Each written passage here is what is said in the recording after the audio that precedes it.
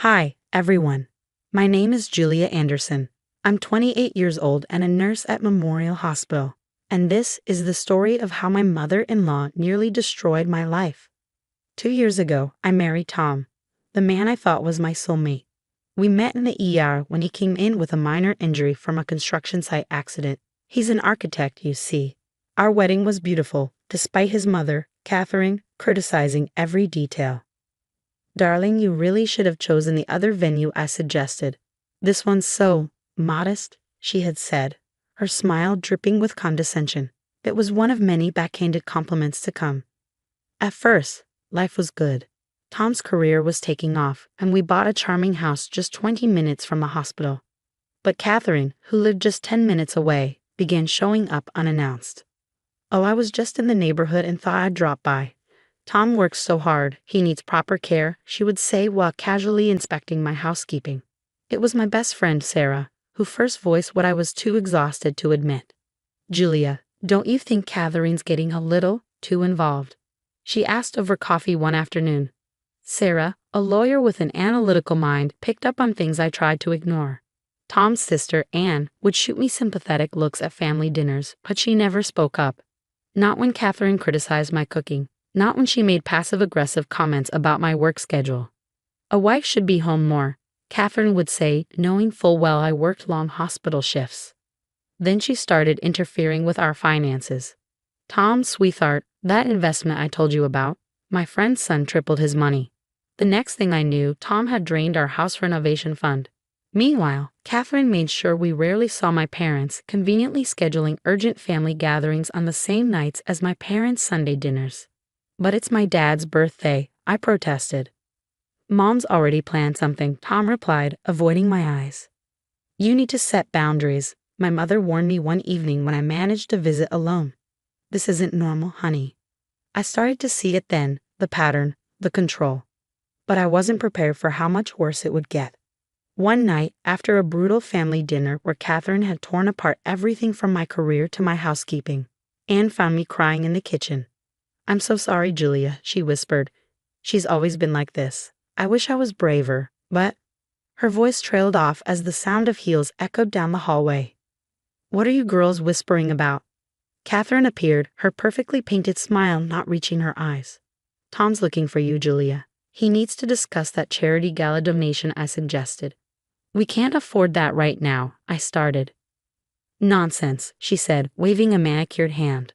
Tom knows what's best for his career. Don't be so controlling, dear. I watched as my husband signed another check, right after telling me we had to postpone our vacation due to budget constraints. Sarah's words from earlier that week rang in my mind. This isn't just about money, Julia. She's isolating you. Classic manipulation tactics. I wish I had truly listened then, because what came next was far worse. It started with a fever, a cough. Working in a hospital during flu season, I wasn't surprised when I got sick. But this was different. Within days, my condition worsened into severe pneumonia. You need rest and these antibiotics, Dr. Martinez told me firmly. Take them exactly as prescribed. That was the moment Catherine announced she was renovating her house and moved in with us. Don't worry, dear. I'll take care of everything. You just rest. Too sick to fight back, I let exhaustion and medication pull me under. Time blurred. But one morning, as I reached for my pills, they were gone. Those harsh chemicals will only make you weaker, Catherine tedded. Here, drink this herbal tea. It's what I gave Tom when he was little. Panic gripped my chest. But I need my prescription. My voice was barely a whisper. I need my prescription. Catherine's expression didn't change. Instead, she sighed dramatically. Nonsense. You're just being overly dramatic. A good wife powers through illness. Days blurred together. My chest felt like it was filled with concrete, every breath a struggle. Through the haze, I heard voices outside my room. Mom says she's just milking it for attention, Tom muttered. I've seen cases like this, Tom. Some women just aren't strong enough for marriage. Remember your cousin's wife. One night, my fever raged, my body burning and trembling under the blankets. That's when Catherine entered my room. She leaned in close, her voice a deadly whisper. Listen here, you pathetic little thing. You have 3 choices. Toughen up, die, or divorce my son. He deserves better than a weak wife who can't even handle a little cold. I tried calling out for Tom. No answer. He'd taken sleeping pills. Catherine's suggestion. Of course, to help him rest despite my constant coughing. Thank God for Sarah's daily check-ins. When I didn't respond for 24 hours, she used her spare key to get inside. Jesus Christ, Julia, her voice cut through the fog. Where are your meds? She's burning up. The next thing I knew, I was in the hospital. Familiar doctors and nurses hovered over me, their expressions grim. Severe pneumonia, dangerous progression. Where was the prescription? Sarah was there when I woke up properly. Her face was tight with fury. They found your pills, she told me, voice shaking. Hidden in Catherine's guest room, mixed in with her stuff. From the hallway, I heard Catherine's voice, smooth, measured, full of fake concern. My son's wife is clearly unstable, imagining things in her delirium. Tom, you need to consider your options, she added, her voice dripping with manipulation.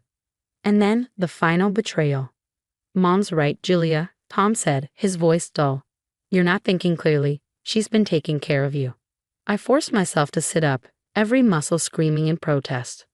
Taking care of me? My voice was raw. I almost died. See how hysterical she's being. Catherine cooed.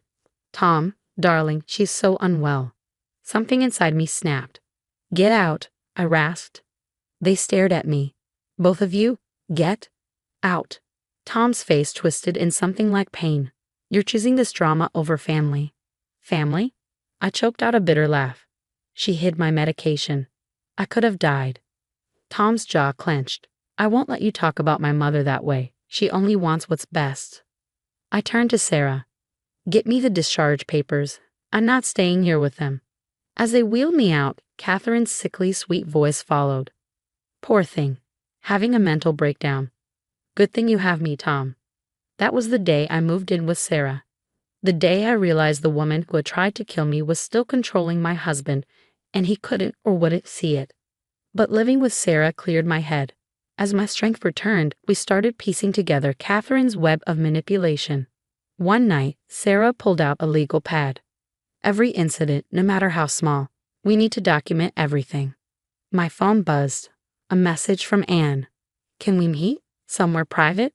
There's something you need to know. We met at a cafe across town. Anne's hands trembled around her coffee cup.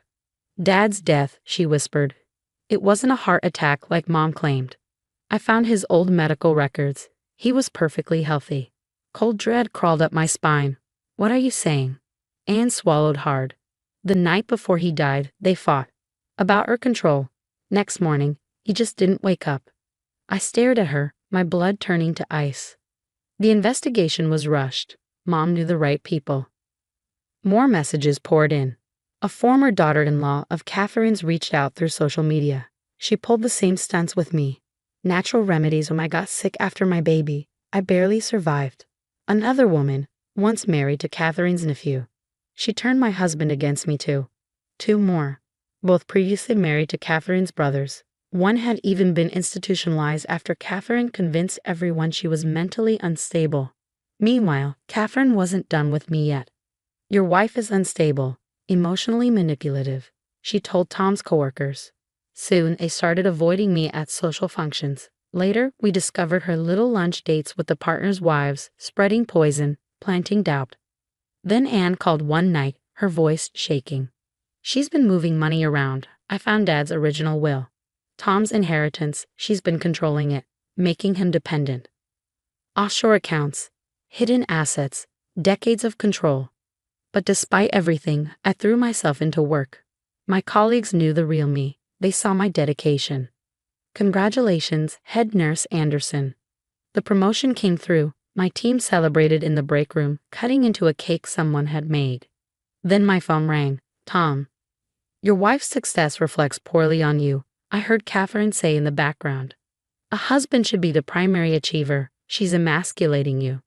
The next morning, a text from Tom. I want a divorce. Mom's lawyer will contact you. Sarah scanned the message. She's pushing him to file first. Makes you look like the guilty party. Then more revelations. She's been badmouthing you to the hospital board, Sarah said, trying to sabotage your promotion. She did the same with me, Anne admitted. Any time I showed independence, she tore me down. But watching what she did to you, I can't stay silent anymore. Then Tom's company launched an investigation. Catherine's networking had gone too far. She was no longer just the overbearing mother-in-law. She was a liability. But she wasn't done. My phone buzzed. Another unknown number. The voice on the other end of the call was calm, measured. I was their family lawyer, the man said. I can't stay silent anymore.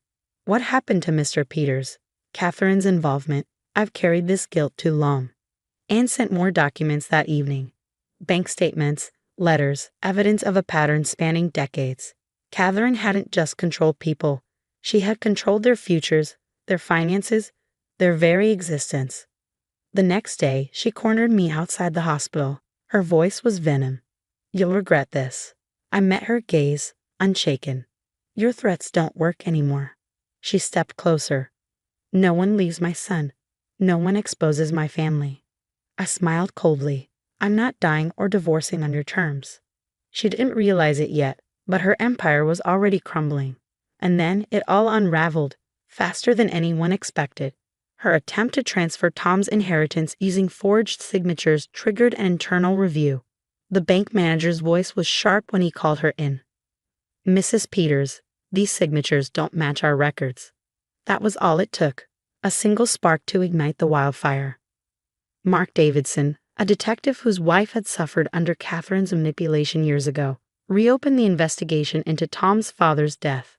The toxicology report was buried, he told me. But I found it. Traces of an untraceable poison, similar to 3 other cases I've been tracking. Anne burst into my office one afternoon, her face pale, hands clutching a thick stack of papers. Insurance policies, she said, breathless. Mom's been running a scam for years. Taking out policies on family members. Collecting when they mysteriously got sick or died. The prestigious country club revoked her membership. Charity boards cut ties. Former friends crossed the street to avoid her. And then there was Tom. He showed up at Sarah's door, his face gaunt, shoulders slumped. I've been such a fool, he whispered. All these years, watching her destroy everyone. And I let her. I met his eyes, steady and firm. It's too late, Tom. I've moved on. Catherine's arrest made the local headlines. Insurance fraud. Financial manipulation. The investigation into her husband's death ongoing. At the sentencing, Sarah leaned in, whispering, 5 years minimum. All her assets frozen. I heard she ended up in a cramped 1-bedroom apartment on the wrong side of town. Her social circle reduced to suspicious neighbors who had Googled her name. Tom sent a letter through his therapist. I failed you. I failed everyone by enabling her. I'm getting help, but I know it doesn't change the past. Anne and I meet for coffee regularly now. She's thriving, running her own business, finally free. Sometimes I drive by her apartment, she admitted one afternoon. She just sits at the window, watching people live their lives. My promotion to director of nursing came with a corner office. That's where I met James, the new hospital administrator. No manipulation, no power plays, just genuine connection. Last week, I received the Healthcare Leadership Award. As I walked to the podium, I spotted Catherine standing in the back. Uninvited. Aged years in mere months. Success is the best revenge, I said in my speech. But healing is the greatest victory. James squeezed my hand. Sarah cheered from the audience. Anne beamed with pride. I heard Catherine slip out during the standing ovation. Back to her empty apartment, her empire reduced to silence. That night, surrounded by friends and love, I realized she hadn't broken me. She had revealed my strength. I didn't just survive. I thrived. Let her watch from her window as life moves on without her.